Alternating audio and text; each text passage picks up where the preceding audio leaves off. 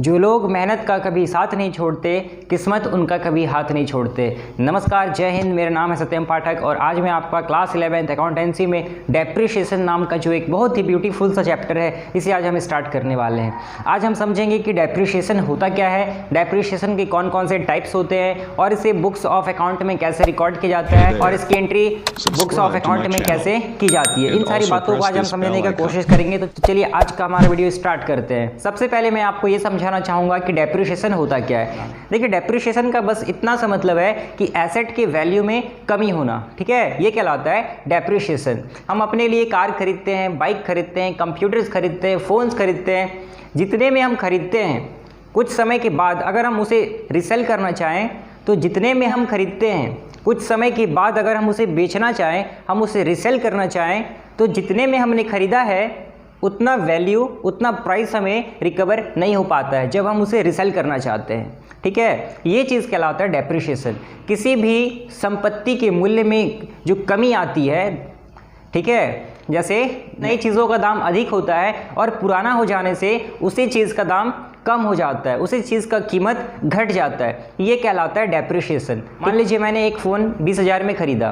कुछ समय यूज़ करने के बाद, मान लीजिए 2 साल के बाद, मैं उसी शॉप में जाता हूं और उसी शॉपकीपर से कहता हूं कि भैया इस फ़ोन के बदले मुझे एक नया फ़ोन चाहिए, इसका क्या दाम लगाओगे।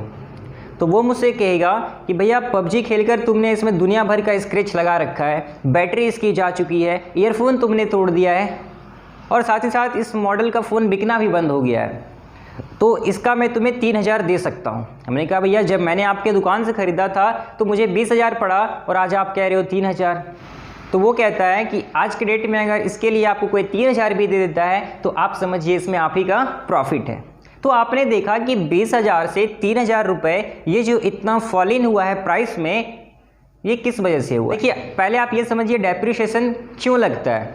तो सबसे पहले डेप्रिशिएशन क्यों लगता है, चीज़ें जैसे जैसे पुरानी होती चली जाती है उसका दाम, उसका कीमत घटता चला जाता है, ठीक है। पहली चीज़, नया में वस्तुओं का जो वैल्यू होता है, नए में जो सामान होता है उसका प्राइस अधिक होता है और जैसे जैसे पुराना होता चला जाता है सामान, वो उसका दाम भी घटते चला जाता है, ठीक है। उसके बाद टूट फुट हो जाता है, उसमें टूटने फुटने की क्रिया, उसके बाद घिसावट होता है, उसमें हम मरम्मत करवाते हैं। इस वजह से जो मशीन्स, फैक्ट्रीज़ में भी ऐसा ही होता है, या फिर हमारे जनरली लाइफ में भी देखा जाए तो जैसे जैसे सामान का हम यूज़ करते हैं उसका कीमत घटता चला जाता है, ठीक है। अब अगर मैं आपसे कहूँ कि मुझे एक बाइक परचेज़ करनी है तो मैं जाता हूँ शोरूम और पूछता हूँ भैया बाइक कितने की है, तो वो मुझे एक्स शोरूम प्राइस बताते हैं,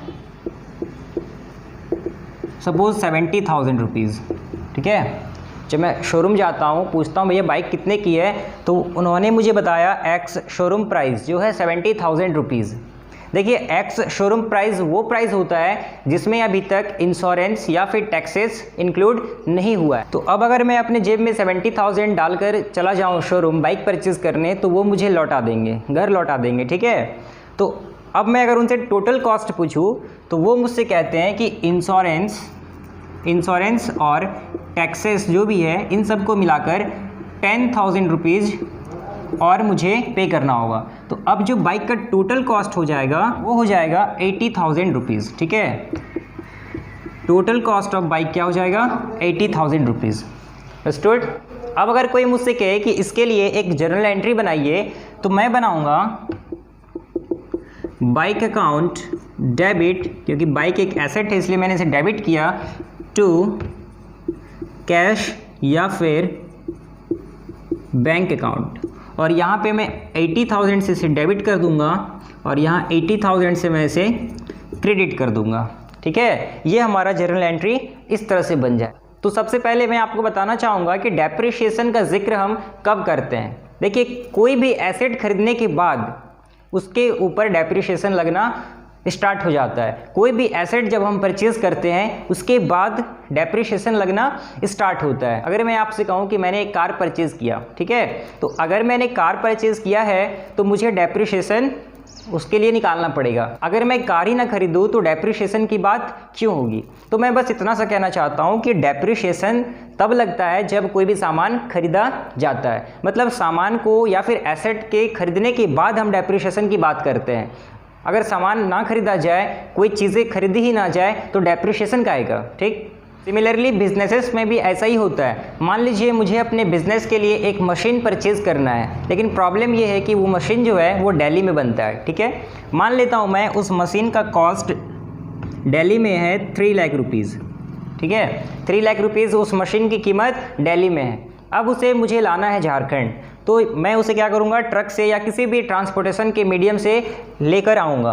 तो मैं ऐसा मान लेता हूँ कि 25,000 मुझे ट्रक वाले को देना पड़ेगा, क्योंकि दिल्ली से अगर हमें मशीन लाना है झारखंड तो मुझे 25,000 मान लेता हूँ कि मुझे किराया देना पड़ेगा। ठीक है, अब दूसरा प्रॉब्लम क्या है कि मशीन जो था हमारा वो काफ़ी बड़ा था, तो सेलर ने क्या किया, उसे पार्ट में डिवाइड करके भेजा है। ठीक है, छोटे छोटे पार्ट में डिवाइड करके भेजा है। तो अब इसे मुझे क्या करना होगा, एक इंजीनियर को हायर करके उसे असेंबल कराना होगा।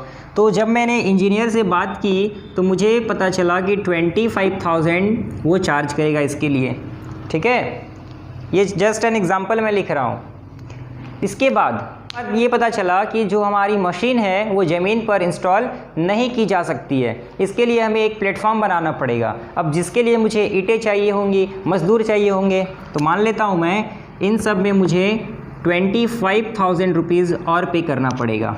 ठीक है, और इसके बाद हम एक और मान लेते हैं कि 25,000 की टैक्स मुझे पे करना पड़ेगा।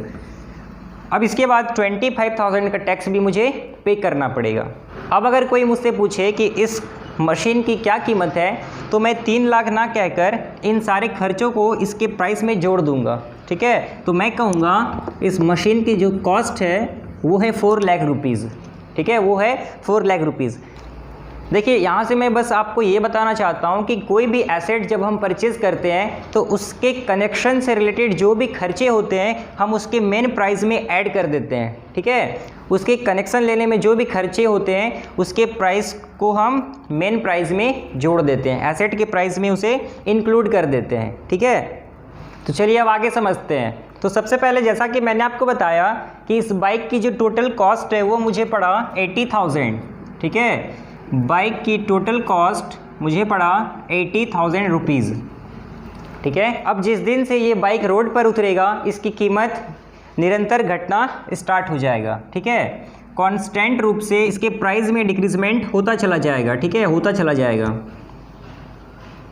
ये कुछ चीज़ें ऐसी होती है जिसकी कीमत कभी भी ज़ीरो के इक्वल नहीं होता है, और साथ ही साथ कुछ चीज़ें ऐसी होती है जिस पे डेप्रिशिएशन लगता ही नहीं है, जैसे लैंड, जैसे ज़मीन जैसे जैसे पुराना होता चला जाता है उसकी कीमत बढ़ती चली जाती है। ठीक है, लेकिन यहाँ पे मैं कहना चाहता हूँ कि कुछ चीज़ें ऐसी होती है जो कभी जिसकी वैल्यू ज़ीरो के इक्वल नहीं होती। जैसे अगर मैं इस बाइक को 10 साल के बाद भी बेचना चाहूँ, अगर मैं कबाड़ी को भी बेचना चाहूँ, कुछ ना कुछ मुझे रकम ज़रूर मिल जाएगा। ठीक है, क्योंकि इसमें लोहा का यूज़ हुआ है, इसमें मशीनरी है। ठीक है, तो बिल्कुल ज़ीरो के इक्वल नहीं होने वाला है।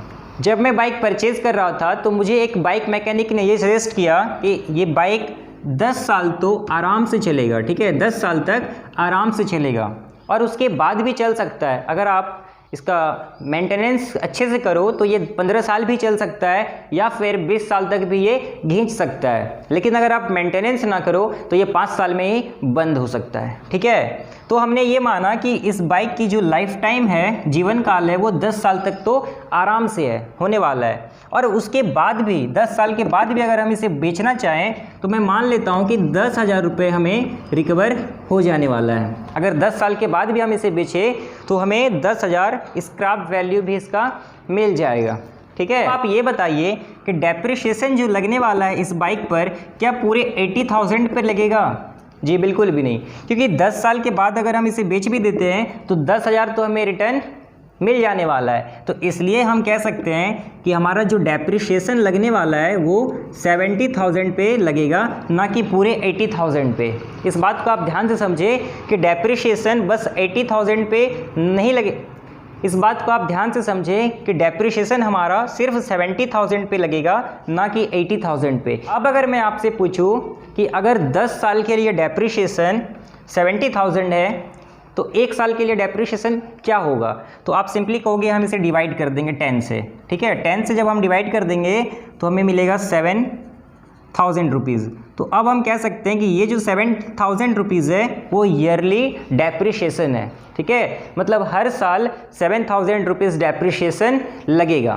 देखिए एक्चुअल में ऐसा होता नहीं है कि डेप्रिशिएशन हर साल सेम होता है, लेकिन हम ऐसा मान लेते हैं कि हर साल डेप्रिशिएशन कितना लगने वाला है, 7,000 रुपीज़ होने वाला है। देखिए बातों बातों में ही हमने डेप्रिशिएशन का एक टाइप समझ लिया है जिसे हम कहते हैं स्ट्रेट लाइन मेथड, ठीक है। स्ट्रेट लाइन मेथड, ये इस मेथड के अकॉर्डिंग क्या होता है, हम डेप्रिशिएशन का कैलकुलेशन बस 1 ईयर के लिए करते हैं और एवरी ईयर हम उसी को फॉलो करते हैं, हम उसी को कंटिन्यू करते हैं हर साल। मतलब डेप्रिशिएशन इस मेथड से एक ही बार निकाला जाता है और हर साल हम उसे ही कंटिन्यू करते हैं, ठीक है। तो अब अगर हम डेप्रिशिएशन के लिए एक फार्मूला लिखना चाहें तो हम ऐसा लिख सकते हैं कि depreciation is equal to cost plus expenses, ठीक है। कॉस्ट मतलब क्या हुआ, जैसा कि मैंने आपको एग्जांपल में बताया था कि मशीन का जो कॉस्ट था वो था 3 लाख रुपीज़, लेकिन ये सारा जो है वो सब खर्च है, ठीक है। तो हम कॉस्ट में क्या करते हैं, एक्सपेंसेस को ऐड कर देते हैं, हम कॉस्ट में सभी एक्सपेंसेस को ऐड कर देते हैं। तो कॉस्ट प्लस एक्सपेंसेस। और जैसा कि मैंने आपको ये भी बताया कि कुछ चीज़ों का जो वैल्यू है कुछ ना कुछ हमें बेचने से ही बाद में मिल जाता है, तो स्क्रैप वैल्यू हम जिसे कहते हैं हम उसे माइनस कर देंगे, ठीक है। स्क्रैप वैल्यू को हम माइनस कर देंगे, से हम स्क्रैप, तो कॉस्ट प्लस एक्सपेंसेस को हम ऐड करके स्क्रैप वैल्यू से माइनस कर देते हैं और नीचे हम लिख लेते हैं number of years of life. अब देखिए ये क्या है, numbers of years of life. तो जैसा कि मैंने आपको पहले भी बताया था कि बाइक के मैकेनिक्स ने हमें सजेस्ट किया कि इसका जो लाइफ टाइम होगा वो मिनिमम 10 ईयर्स तो आराम से चलेगा, उसके बाद भी चल सकता है, ठीक है। ये है number of years of life, उसे ही हमने यहाँ पे लिखा है, ठीक है। तो ये हमारा एक फॉर्मूला बन गया, depreciation is equal to cost plus expenses minus scrap value upon number of years of life, ठीक। क्वेश्चन में कई बार क्या होता है कि आपको number of years of life ना देकर परसेंटेज ऑफ डेप्रिशिएशन दे दिया जाता है, तो उसके लिए भी हम एक फार्मूला देख लेते हैं। तो आप इस कंडीशन में लिखेंगे फार्मूला डेप्रिशिएशन निकालने के लिए, डेप्रिशिएशन इज इक्वल टू, यहाँ भी आप सेम चलेंगे, कॉस्ट प्लस एक्सपेंसेस, यहाँ से भी स्क्रैप वैल्यू को आप कर लेंगे माइनस स्क्रैप वैल्यू, ठीक है। स्क्रैप वैल्यू यहाँ पे अगर आपके पास रेट गिवन है, रेट ऑफ डेप्रिशिएशन, तो यहाँ रेट लिखेंगे और अपॉन 100 कर देंगे, ठीक है। तो ये हमारा फार्मूला तब है उस समय के लिए जब आपके पास क्वेश्चन में रेट ऑफ डेप्रिशिएशन गिवन हो, ठीक है। और ये फार्मूला उस कंडीशन के लिए जब आपको number of years of life पता हो, तो आप इस वाले फार्मूला का यूज़ करते हुए डेप्रिशिएशन कैलकुलेट करेंगे। देखिए अब मैं आपको एक चीज़ ये बता देना चाहता हूँ कि या तो आपको नंबर ऑफ़ ईयर्स दे सकता है या फिर रेट ऑफ डेप्रिशिएशन दे सकता है, दोनों का मीनिंग बिल्कुल सेम है। देखिए अगर मैं आपसे कहूँ, यहाँ पे आप देखिए, अगर मैं आपसे कहता हूँ कि आपको 20 ईयर्स दिया गया है लाइफ टाइम, ठीक है, 20 ईयर्स दिया गया है, तो 20 ईयर्स का बस इतना सा मतलब है कि वो 5% आपसे कह रहा है, ठीक है, 5% कह रहा है। और अगर आपसे 5% डेप्रिशिएशन कहा जा रहा है, इसका मतलब ये हुआ कि 5/100 और इसे कैलकुलेट करेंगे तो आ जाएगा 20। तो ये दोनों बिल्कुल ही सेम चीज़ है। क्वेश्चन में अगर आपके पास डेप्रिशिएशन का रेट पता है तो ये वाला फार्मूला अप्लाई होगा, और अगर आपके पास क्वेश्चन में number of years of life given है तो आप इस फार्मूला का यूज़ करके क्वेश्चन को सॉल्व करें। अगर आप इसका स्क्रीनशॉट लेना चाहते हैं तो आप ले सकते हैं, क्योंकि अब मैं इसे इरेज करूँगा और फिर एक बुक से एग्जाम्पल करके हम समझेंगे क्वेश्चन को, ठीक है। तो चलिए अब हम एग्जाम्पल के लिए एक क्वेश्चन करके देखते हैं। तो देखिए सबसे पहले जो आपके पास क्वेश्चन आ रहा है उसमें लिखा है कि पारोल इंडस्ट्री जो है वो एक मशीनरी को परचेज़ की है, ठीक है, जिसका कॉस्ट है 3 लाख रुपीज़, जिसमें 50,000 GST लगा है और कार्टेज में 25,000 लगा है और इंस्टॉलेशन करवाने में भी 25,000 लगा है, ठीक है। और इसमें दे रखा है स्क्रैप वैल्यू जो है वो है 40,000 रुपीज़ और रेट ऑफ डेप्रिशिएशन जो है वो है 10% पर एनम, और हमें बोला गया है डेप्रिशिएशन को कैलकुलेट करने स्ट्रेट लाइन मेथड के साथ, ठीक है। तो सबसे पहले आप देखिए कि मशीनरी का जो कॉस्ट है वो है 3 लाख रुपीज़, इसमें जीएसटी, ठीक है, कस्टम ड्यूटी या फिर जीएसटी कह लीजिए, 50,000 लगा है और कार्टेज जो लगा है वो है 25,000 और इंस्टॉलेशन करवाने में भी हमें 25,000 रुपीज़ की कॉस्ट आई है। तो टोटल हम कह सकते हैं 4 लाख हमारा टोटल स्पेंड हुआ है। और स्क्रैप वैल्यू ऑफ मशीनरी दे रखा है 40,000 और डेप्रिशिएशन का जो रेट है वो है 10% पर एनम, ठीक है। और बोला गया स्ट्रेट लाइन मेथड से हमें कैलकुलेट करना है, ठीक है। कितने साल के लिए? 4 ईयर्स के लिए, 4 ईयर्स के लिए कहा गया है कैलकुलेट करने के लिए। तो चलिए अब हम इसे स्टार्ट करते हैं। तो सबसे पहले हम डेप्रिशिएशन निकाल लेते हैं और इसके लिए पहले एग्जाम्पल लिख लेते हैं क्योंकि एग्जामिनर को भी हमें खुश करना होता है। तो पहले हम एक फार्मूला लिख लेते हैं इसके लिए डेप्रिशिएशन का। तो हम लिखेंगे डेप्रिशिएशन इज इक्वल टू, तो क्वेश्चन में आपने देखा कि रेट ऑफ डेप्रिशिएशन दे रखा है, तो मैंने आपको बताया था कि हमारा जो परसेंटेज वाला फार्मूला है वो लगाएंगे हम। तो हमारा फार्मूला हो जाएगा cost plus expenses minus scrap value और हमारे पास रेट ऑफ डेप्रिशिएशन दे रखा है जो है 10%। तो हम यहाँ पे लिख लेते हैं रेट बाय 100 लिख लेते हैं। ये हमारा फार्मूला है, ये हमने पहले लिख लिया। अब देखिए कॉस्ट हमारे पास टोटल क्या था? 3 लाख, ठीक है। तो इन सब को अगर हम जोड़ लेते हैं, कॉस्ट और एक्सपेंसेस को सब अगर जोड़ ले तो हमारे पास आया 4 लाख रुपीज़ और स्क्रैप वैल्यू इसमें से हम पहले माइनस कर लेते हैं। स्क्रैप वैल्यू क्या है? 40,000 रुपीज़ है हमारे पास स्क्रैप वैल्यू और हमारे पास 10% इसका निकालना है डेप्रिशिएशन। तो पहले अगर हम इसे और सिंप्लीफाई कर लें तो हम इसे लिख सकते हैं 36,000 मतलब 3,60,000 इंटू 10/100, ठीक है। यहाँ से अब अगर हम सिंप्लीफाई करें डेप्रिशिएशन निकल कर आया वो है 36,000। तो आप देखिए यहाँ पर हमारा डेप्रिशिएशन 36,000 आ चुका है। और अगर क्वेश्चन में number of years of life दिया है तो हम उसका फार्मूला यूज़ कर लेंगे और अगर रेट ऑफ डेप्रिशिएशन देगा तो हम इस वाले फार्मूला का यूज़ करके क्वेश्चन को आगे बढ़ाएंगे, ठीक है। तो चलिए, तो सबसे पहले हम पहला एंट्री करेंगे। तो हमारे पास डेट गिवन है नहीं, ठीक है। देखिए सबसे पहले जो फॉर्मेट होता है लेज़र का ही फॉर्मेट है, ठीक है। डेट पर्टिकुलर, यहाँ पे आप GF लिखते हैं लेकिन प्लेस नहीं था इसलिए मैंने नहीं लिखा, तो यहाँ पे मैं लिख लेता हूँ डेट। तो चलिए अब हम क्वेश्चन को आगे बढ़ाते हैं। देखिए सब, तो क्वेश्चन में हमारे पास डेट नहीं दे रखा है इसलिए हम पहले लिख लेते हैं first year.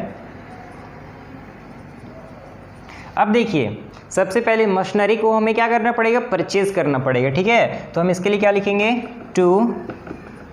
To bank account, ठीक है, टू बैंक अकाउंट। अच्छा यहाँ पे मैं कितना लिखूँ? 3 लाख या फिर 4 लाख, ठीक है। यहाँ पे हम टोटल कॉस्ट को लिखते हैं। मैंने आपको पहले समझा दिया है कि यहाँ पे हम टोटल कॉस्ट लिखेंगे। यहीं पे अधिकतर स्टूडेंट गलती कर देते हैं, वो लिख देते हैं 3 लाख। देखिए यहाँ पे कॉस्ट और जो भी एक्सपेंसेस है इसको जोड़ने के बाद जो वैल्यू आता है हम यहाँ पे लिखेंगे, ठीक है। तो क्योंकि मैंने जब मशीन को परचेज़ किया तो टोटल कितना खर्च हुआ मेरे पास से पैसे? 4 लाख रुपीज़। तो यहाँ पे हम एंट्री करेंगे 4 लाख का, ठीक है। तो यहाँ पे हम लिखेंगे 4 लाख। मैंने मशीनरी परचेज कर लिया है, अब 1 साल के बाद इस पर डेप्रिशिएशन लगेगा और आप जानते हो कि डेप्रिशिएशन क्या होता है? बाई प्रोडक्ट होता है। तो हम इसलिए जब 1 ईयर कंप्लीट होगा तो हम यहाँ पे लिख लेंगे by depreciation account, by depreciation account. और डेप्रिशिएशन का वैल्यू क्या था? 36,000 रुपीज़, ठीक है।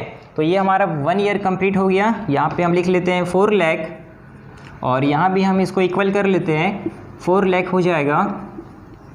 अब देखिए यहाँ से हम लिख लेते हैं बाय बैलेंस, ये फर्स्ट ईयर ही है, बाय बैलेंस CD, ठीक है। मतलब 4 लाख से आप इसको माइनस कीजिए, जो भी यहाँ पे आएगा हम लिख लेंगे। तो यहाँ इस 36,000 को लेस कर लेते हैं तो हमारा बैलेंस CD आ जाएगा 3,64,000, ठीक है। अब इसी बैलेंस CD को नेक्स्ट ईयर हम क्या करते हैं? 2 बैलेंस BD बनाएंगे। तो हम यहाँ पे लिख लेते हैं सेकेंड ईयर और इसे हम लेकर आ जाएंगे, लिखेंगे 2 बैलेंस BD और यहाँ पे जो अमाउंट होगा वो हो जाएगा 3,64,000 रुपीज़, ठीक है। फिर से 1 ईयर कंप्लीट होगा, हम डेप्रिशिएशन लगाएंगे। फिर से 1 ईयर कंप्लीट होगा, हम डेप्रिशिएशन लगाएंगे। तो फिर हमें लिखना होगा, ईयर सेम रहने वाला है, हम लिखेंगे बाय डेप्रिशिएशन अकाउंट और स्ट्रेट लाइन मेथड है इसलिए हर बार डेप्रिशिएशन सेम रहेगा, ठीक है। तो यहाँ से हम इसको इक्वल कर लेते हैं, ये हो जाएगा 3,64,000 और इधर भी हो जाएगा 3,64,000, ठीक है। अब यहाँ हम लिख लेते हैं बाय बैलेंस CD। अब आप 3,64,000 से इस 36,000 को लेस करेंगे। तो सबसे पहले यहाँ पे देखिए, ये हो जाएगा